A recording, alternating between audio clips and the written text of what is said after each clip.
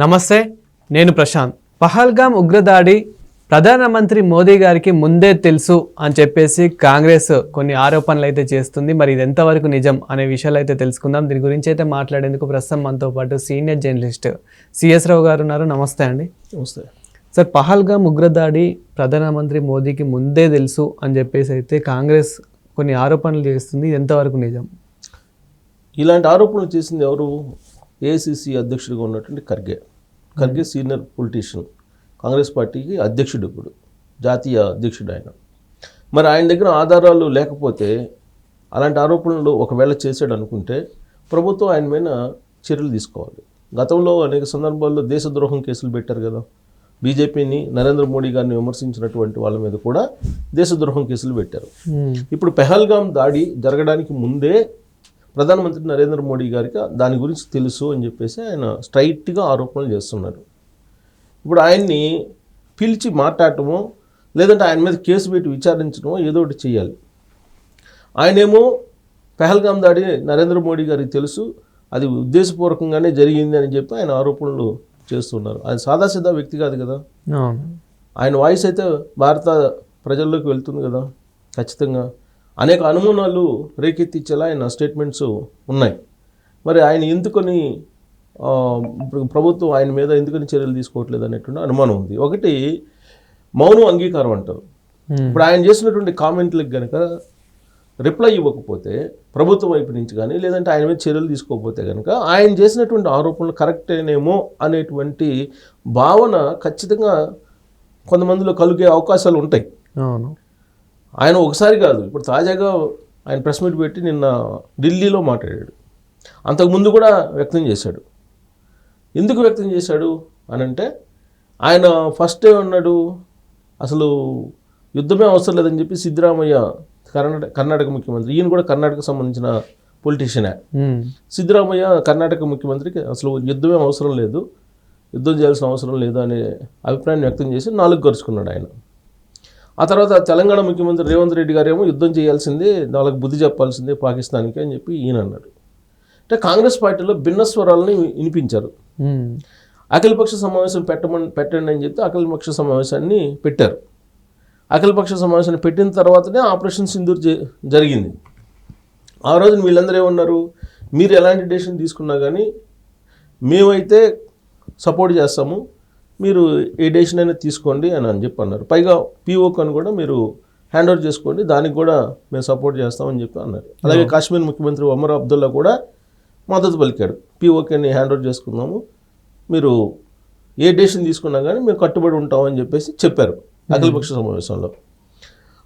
ఆ తర్వాత పార్లమెంట్ సమావేశాలు పెట్టమన్నారు. పెహల్గామ్ దాడి జరిగిన తర్వాతనే వెంటనే పార్లమెంట్ సమావేశాలు పెట్టమన్నారు. పెట్టలేదు, అఖిలపక్ష సమావేశం పెట్టారు. అది కూడా ఎవరు, రక్షణ శాఖ మంత్రి రాజ్నాథ్ సింగ్ గారి ఆధ్వర్యంలో జరిగింది. అది వీళ్ళు అడిగింది ఏంది, ప్రధానమంత్రి నరేంద్ర మోడీ గారి ఆధ్వర్యంలో అఖిలపక్ష సమావేశాన్ని డిమాండ్ చేశారు. ఎందుకు? పెహల్గామ్ దాడి వెనుక ఏదో జరిగింది అనేటువంటి అనుమానం. గతంలో కూడా ఇప్పుడు సర్జికల్ స్ట్రైక్లకు సంబంధించినటువంటిది కూడా కాంగ్రెస్ పార్టీ పార్లమెంటు వేదికగా, పార్లమెంటు బయటగా అనేక అనుమానాలు వ్యక్తం చేసింది. అసలు సర్జికల్ స్ట్రైకే జరగలేదు, అవన్నీ ఫేక్ న్యూస్ అని చెప్పి అప్పట్లో పార్లమెంటు వేదికగా, పార్లమెంటు బయట చెప్పింది. ఆ తర్వాత వీడియోస్ ప్రదర్శించిన తర్వాత కొంతమేరకు నమ్మింది.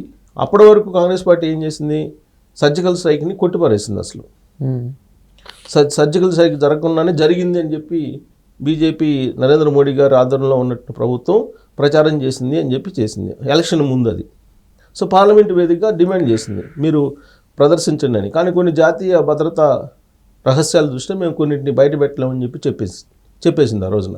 కానీ ఇప్పుడేంటి, పార్లమెంట్ సమావేశాలు పెట్టమంటే పెట్టడం లేదు. పార్లమెంట్ సమావేశాలు పెట్టకుండా అఖిలపక్ష సమావేశాన్ని ఆపరేషన్ సింధూర్కి ముందు పెట్టారు. సరే, ఆపరేషన్ సింధూర్ అయిపోయిన తర్వాత అనేకమైనటువంటి డౌట్స్ ఉన్నాయి ఇప్పుడు. బట్ రక్షణ శాఖ మంత్రి కార్యదర్శిగా ఉన్నటువంటి మిస్రీ ఆయనేమో ప్రెస్ మీట్ పెట్టి చెప్తున్నారు కొన్ని. రీసెంట్గా పార్లమెంటరీ కమిటీ సమావేశాన్ని ఏర్పాటు చేశారు. దాంట్లో అన్ని పార్టీలకు సంబంధించినటువంటి వాళ్ళు కూడా హాజరయ్యారు. ఆ సమావేశంలో కూడా చాలా అనుమానాలని వ్యక్తం చేశారు కాంగ్రెస్ పార్టీ లీడర్లు, ప్రధానంగా మల్లికార్జున ఖర్గే గారు. అసలు మల్లికార్జున ఖర్గే గారు చెప్పేది ఏంది, పూర్తిగా ఇంటెలిజెన్స్ వైఫల్యం. ఇంటెలిజెన్స్ అనేది ముందుగానే అలర్ట్ చేసింది. పెహల్గామ్ ప్రాంతాన్ని సమీపంలో ఉండేటువంటి ఆ ప్రాంతాన్ని, ఇప్పుడు ఆ కాల్పులు జరిగినటువంటి ప్రాంతాన్ని మీరు టూరిస్ట్ ప్లేస్ కింద దాన్ని సెక్యూరిటీ లేకుండా మీరు ఎందుకు ఓపెన్ చేశారు? అంటే ఇదంతా కూడా ఉద్దేశపూర్వకంగానే జరిగినటువంటి దాడి. ఇది కేవలం ఏదో ఒక హిడెన్ అజెండా తోటి ఇదంతా జరిగిందనేది ఆయన వ్యక్తం చేస్తున్నారు. హిడెన్ అజెండా ఏముంటుంది ఉంటే కాంగ్రెస్ పార్టీ వాళ్ళు చెప్పేదాని ప్రకారం, అలాగే రీసెంట్గా అనేక మంది మాట్లాడారు. ఏం మాట్లాడారు? పార్లమెంటు బీజేపీ రూల్స్ ప్రకారం లేదంటే ఆర్ఎస్ఎస్ మార్గదర్శకాల ప్రకారం 75+ అనేవాళ్ళు ప్రత్యక్ష రాజకీయాల్లో ఉండకూడదు అనేది ఒకటి ఉంది. ఆ కారణంగా నరేంద్ర మోడీ గారు రేపు సెప్టెంబర్కి 75+ అయిపోతారు. ప్రధానమంత్రిగా ఆయన దిగిపోవాల్సి వస్తుంది.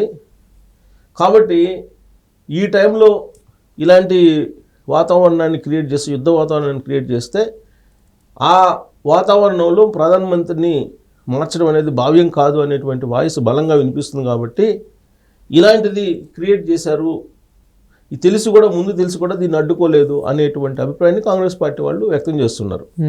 ప్రధానంగా మల్లికార్జున ఖర్గే గారు. ఇప్పుడు ఇంటెలిజెన్స్ వైఫల్యం అని చెప్పి చాలామంది కాంగ్రెస్ పార్టీలు ఏంటో అంటున్నారు. ఆయనే కాదు, ఇప్పుడు కేంద్ర ఇంటెలిజెన్స్ నిఘా వ్యవస్థ చెప్పినప్పుడు మీరు ఎందుకు అక్కడ భద్రతను పెంచలేదు? భద్రత లేకుండా మీరు దాన్ని టూరిస్ట్ ప్లేస్ కింద ఎందుకు ఓపెన్ చేశారు? ఇంకా 3 రోజులు షెడ్యూల్ ప్రకారం టైం ఉండగానే ముందే దాన్ని ఎందుకు ఓపెన్ చేశారు? అవును. సో ఇలాంటి అనుమానాలను వ్యక్తం చేస్తూ ఇది ప్రభుత్వానికి తెలిసే జరిగినటువంటి ఉగ్రదాడి అని చెప్పి తీవ్రమైన ఆరోపణలు చేస్తున్నారు. మరి ఈ ఆరోపణలు చాలా తీవ్రమని ఇప్పుడు ఆయన్ని పిలిచి మాట్లాడాలి. ఆధారాలు ఏంటి మీకు?